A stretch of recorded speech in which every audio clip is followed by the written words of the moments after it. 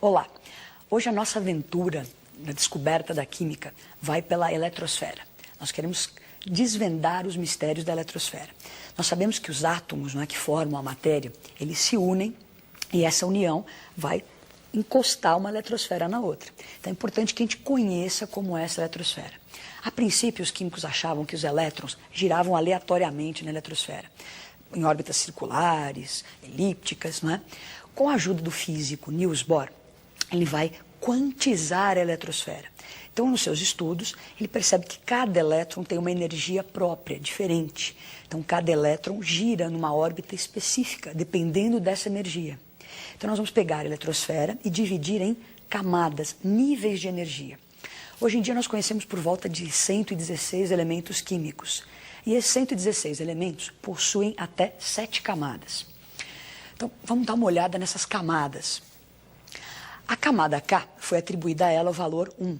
A camada L é a número 2, a M é a 3, a N é a 4, a O a 5, a P é 6, aqui é 7. Então, nós sabemos que quem mora nessa eletrosfera são os elétrons. Será que eu posso colocar quantos elétrons eu quiser nessas camadas? Não. Existe um número máximo de elétrons por camada. Então, os nossos amigos físicos contribuem com isso e nos dão esses números. Vamos ver qual é o número máximo de elétrons por camada. A camada K comporta no máximo 2 elétrons, a L 8, a M 18, a N 32, a O 50, a P 72 e a Q 98. Esses valores são valores teóricos, não é? Nós não usamos esses números no dia a dia.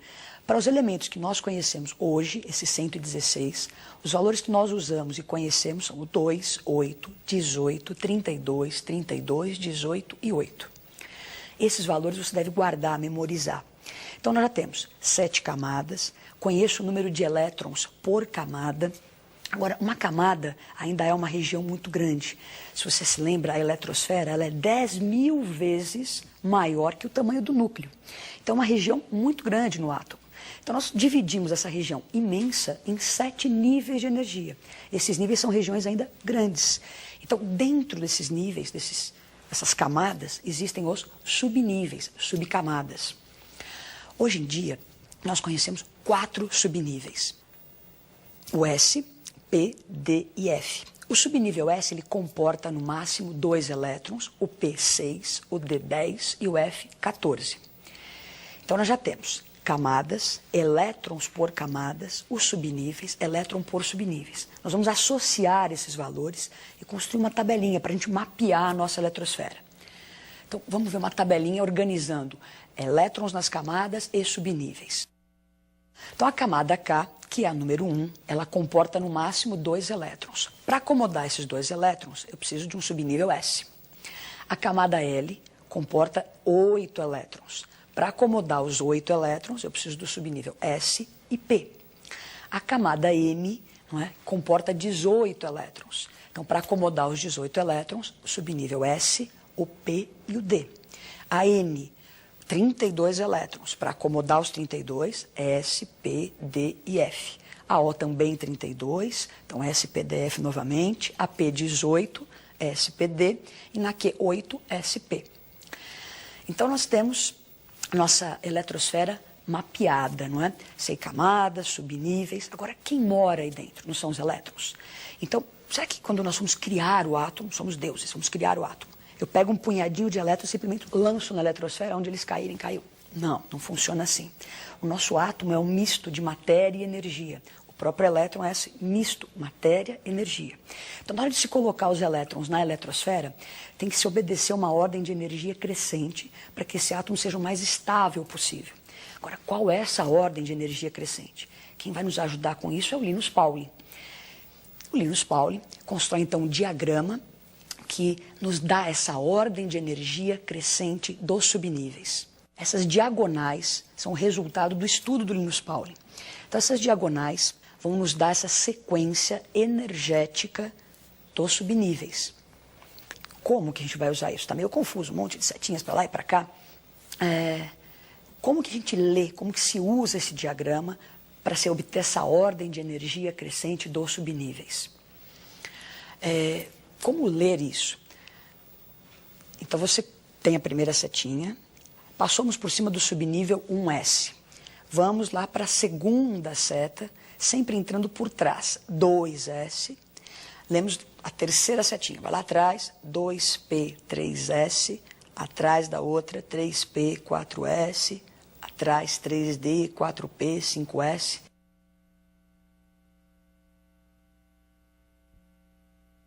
Então, essa sequência que nós estamos falando aqui é a sequência energética, a ordem de energia crescente subnível por subnível. Feito isso, a gente vai ter uma linha que mostra essa ordem de energia. Então, vamos ver como é que ficou essa linha. Os subníveis em ordem crescente de energia. 1S, 2S, 2P, 3S, 3P, 4S, 3D. Você fala, nossa, mas está começando a ficar embolado, tem 3, 4, 3, 4, vai e volta. Realmente, vai e volta porque nós estamos obedecendo a ordem de energia. Se você olhar para o subnível 4S, ele está antes do 3D. O 3D, portanto, tem mais energia, apesar de estar numa camada interna. O 4S está mais externo, mas tem menos energia. Essa ordem de energia, que nós obtivemos com o diagrama do Linus Pauling, o que eu faço com isso? Eu consigo fazer a configuração, a distribuição eletrônica. Pegar um punhadinho lá de elétrons que tem um elemento e distribuí-los na eletrosfera. Então nós vamos ver um exemplo, o exemplo do boro. O boro tem número atômico 5, então ele tem 5 elétrons na sua eletrosfera. Então, tenho 5 elétrons na minha mão e vou distribuí-los. 1s2, o que é isso? 2 elétrons no subnível S da primeira camada. Então, eu já coloquei esses 2 elétrons. Importante que você saiba ler isso, né? Então, 1 indica a camada, a letrinha S é o subnível e esse 2 que parece o expoente é o número de elétrons. Então, já coloquei 2 elétrons. Próximo subnível é o 2S. Então, 2S, no S cabem 2 elétrons, coloco mais 2 elétrons. Então, 2S2. Então, 2 elétrons no subnível S da camada 2. Por enquanto, eu coloquei 4 elétrons, mas falta 1. O próximo subnível é o 2P. Só que o subnível P cabem 6 elétrons. Só que 6 é o valor máximo. Eu não tenho 6 elétrons para colocar aí. Já coloquei 4, tenho só 1 elétron na minha mão. Então, eu vou completar com 1 só. Como que a gente usou o diagrama de Linus Pauling? Ele me deu a sequência para você distribuir os elétrons, então, na eletrosfera. Você não pode, em momento algum, pular essa sequência de energia. Você vai preenchendo subnível por subnível e só pode alterar o valor no último subnível, naquele mais energético. Você pode colocar um pouco menos do que o valor máximo. Nós vamos ver agora um exemplo um pouquinho mais complicado, o exemplo do ferro. Então, o ferro tem número atômico 26. Então, a sua distribuição, primeiro em ordem energética, 1s2, 2s2, 2p6. Está vendo que aí nós colocamos o subnível P com 6 elétrons. Eu tenho 26 elétrons para distribuir, então no 6. Subnível P, cabem 6 elétrons, eu completei o subnível P. Até aí, 2p6, eu já coloquei 10 elétrons. Então, continuo na ordem de energia. 3s2, 3p6, 4s2, prestem atenção, olha, ordem de energia. Então, veio 4 antes do 3D. Então, 4s2, nesse momento a gente já colocou 20 elétrons. O próximo subnível é o 3D, e no D cabem no máximo 10. Só que para completar os 26, só me restam 6 elétrons. Então, eu vou lá e coloco 6 nesse último subnível. Esse subnível 3D6 ele é muito importante, é o subnível mais energético. Esse subnível mais energético é uma forma, nenhum outro elemento. Se você mudar o número atômico, vai mudar aquele finalzinho ali. Então, esse 3D6 é uma outra forma de você identificar o elemento ferro. Então, o subnível mais energético é uma forma de se identificar o elemento. Agora, nós vamos fazer uma outra distribuição, vamos reorganizar isso que nós fizemos.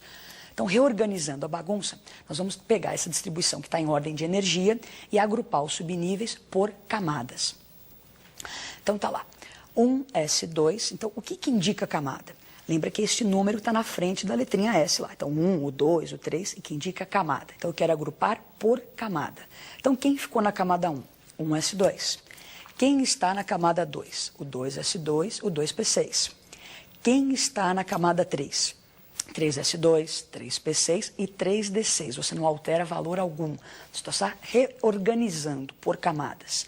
E, finalmente, o 4s2. Essa distribuição a gente pode chamá-la de geométrica. Então ela me dá as camadas, subníveis por camadas. Esse 4s2 ele é importante porque ele está representando ali a camada mais externa. No momento de uma ligação entre átomos, o que é importante é essa camada mais externa. Os átomos vão se unir, então essa última camada me interessa bastante nas próximas aulas. E por fim a gente pode fazer uma última distribuição, que é organizar o total de elétrons que ficou em cada camada. Então, na camada K, eu tenho um total de 2 elétrons, na L8, na M14 e na N2. Essa camada N, que é a última camada do átomo de ferro, é chamada de camada de valência. Nós aprendemos como distribuir os elétrons na eletrosfera. Então, desvendamos os mistérios, sabemos que ela tem níveis, subníveis, uma ordem para se colocar esses elétrons. Então, agora a gente já está apto a fazer um exercício. Então, exercícios comuns de vestibular, né? Nós vamos dar uma olhadinha nesse exercício. Um estudante apresentou a seguinte distribuição para o átomo de bromo. Lembrando que alguns vestibulares, eles dão a tabela periódica ao começo da prova. Então, o número atômico do bromo estava disponível, ele é 35. Então, nós temos aí 1s2, 2s2, 2p6, 3s2, 3p6, 3d9, 4s2, 4p6. Qual é que está perguntando esse exercício? Houve incorreção no número de elétrons de que subníveis? Então, ele deu uma distribuição e está perguntando o que está errado ali. No D, no P, no S, o que aconteceu? Agora vamos para a resolução desse exercício. Então, nós vamos fazer a distribuição, primeiro, sempre em ordem de energia. Então, nós vamos ter 1s2, vamos distribuir os 35 elétrons em ordem energética. 1s2, 2s2, 2p6, 3s2, 3p6, 4s2, 3d10, 4p5.